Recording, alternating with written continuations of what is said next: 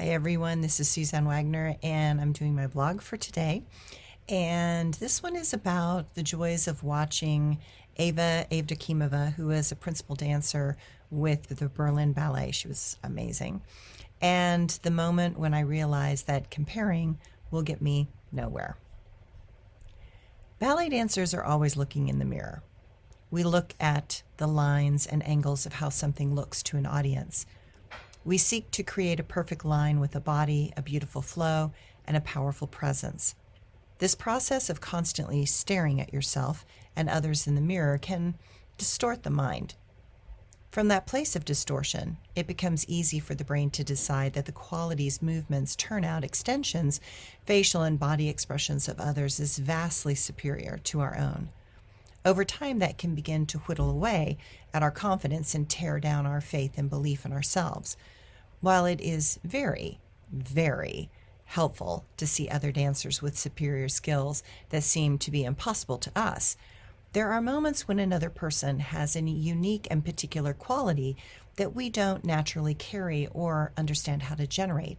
That leads us to needing to discover our own unique qualities and find ways to express them. The challenge is that everyone has special qualities that seem to flow organically out of their pores. For some, it is how they look. They can just stand there, and they look statuesque and beautiful. Others show their virtuosity in their ability to turn or jump in outrageous ways. And there are others that have an ability to be a character actor, and their face and body expressions seem startling and amazing. I have never had enough ego to compete with those that were obviously so much better than myself. In Berlin, the principal dancers were so much better than me. It was clear that only a deranged mind and an arrogant ego would have the ability to distort the truth to such an extent that I would even dream of competing with them. And one of the things that I did love about ballet is the generosity of those amazingly talented dancers for those coming up the ranks and struggling with confidence and strength. Most of the principal dancers I knew were deeply compassionate and generous in nature. They got to the top by working very hard and sacrificing much. They understood what it takes, and ballet is a forever humbling art form. Even the best dancers have terrible moments when they have taken a terrible fall on stage or got terribly injured and had to come back from long cycles of rehabilitation and physical therapy. I found most principal dancers to be authentically vulnerable and sincere. Choreographers are another kettle of fish, and we will discuss that at a later moment. If I could have modeled myself after any one dancer I admired, it would have been Eva Evdokimova in the Berlin Ballet. She was understated, soft-spoken, and a smile that could put the Mona Lisa to shame. She had no pretense. She walked into the studio with no makeup on, and her hair was put up simply just to get it out of her way. She wore hand-knitted leg warmers that were fraying at the ends and often had holes in them.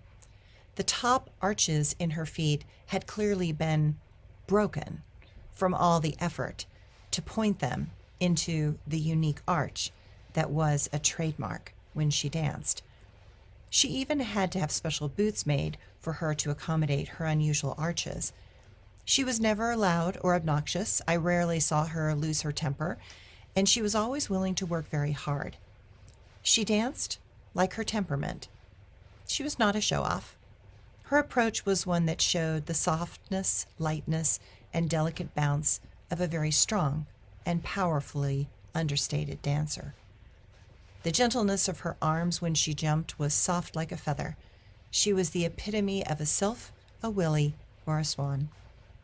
Video in our day was not great, but there were some amazing videos out there with her, and anyone really wanting to understand the complex subtlety that fabulous Russian coaching can demonstrate, she is a perfect model to watch. Watching her was a lesson in style, grace, softness, personal expression, and the joy of dance. She was quite tall for a ballerina, not as tall as myself, but probably about 5'7". But she could make things that the small women could do seem effortless. Even with her height, she stood out not because of her size, but because of her finesse and her quality of movement. Every detail was attended to. Her fingers were perfectly placed, feminine and soft, but her core strength was beyond solid. In Giselle's second act, she would do super fast chaînés or a chain of turns, and then piqué on one leg into an arabesque and just stop on a dime, then hold the position effortlessly like a pause, so one could wonder at if she was alive, dead, the mist, or a figment of one's imagination. She was easygoing in class and solidly professional in rehearsal. Nothing was impossible to her. All things any choreographer could come up with was on her personal list of skills and abilities. She could do all the styles, Russian, Danish, Royal, Balanchine, you name it, and she could switch styles without thinking too much about it. She was elegant and soft-spoken. She was kind and encouraging. She was without guile and never tried to impress. She battled herself internally, but did not see competition outside herself. It was not that there were none out there that might have the audacity to compete with her, but it never seemed to matter to her. She danced for herself, and the gift of precision and subtlety that she wanted to illuminate was possible. She was magic, and wanted to show that magic did live inside each of us. It must have taken so much for her to live from such a place, but I never saw her seem to strain against the forces within her heart. The whispers were that she had a very challenging and dominating mother that she had clearly to step away from.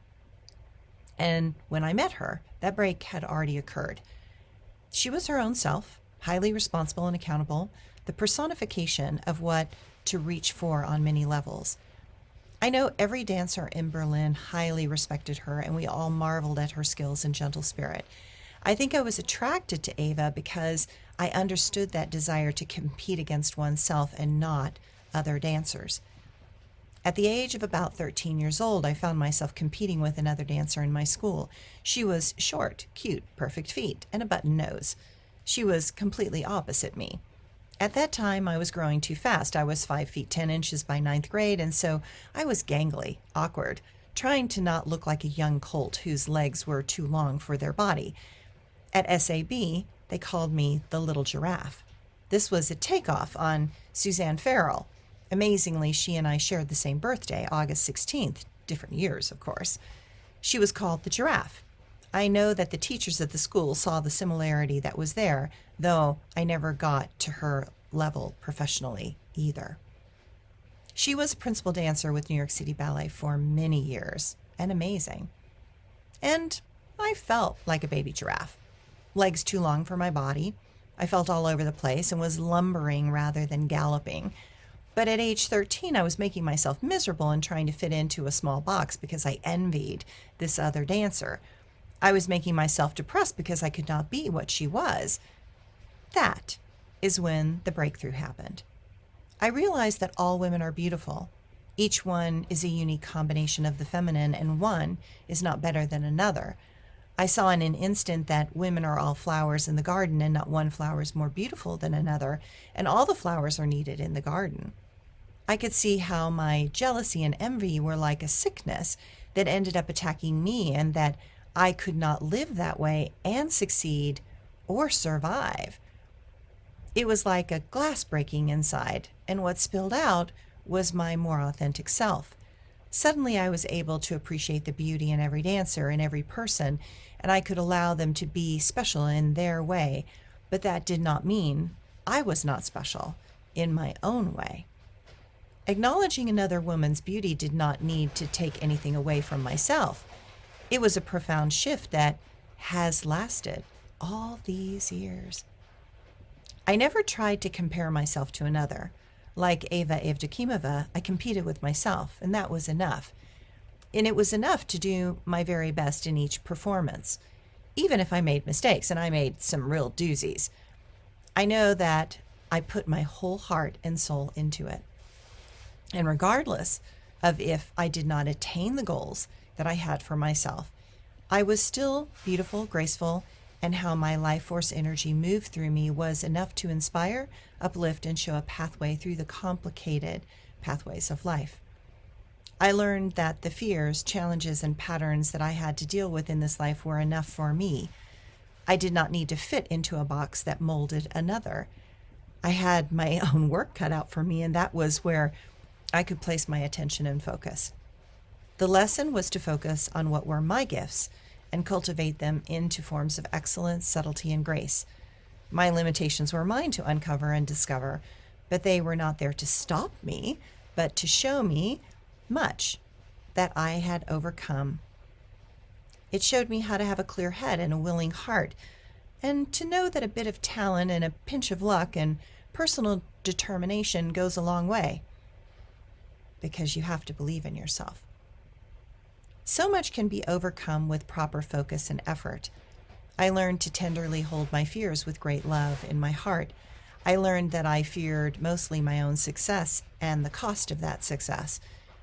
I learned that I do not need to be like anyone else. And I learned that my powers of observation were key to me finding the pathways through my own karmic patterns in this life.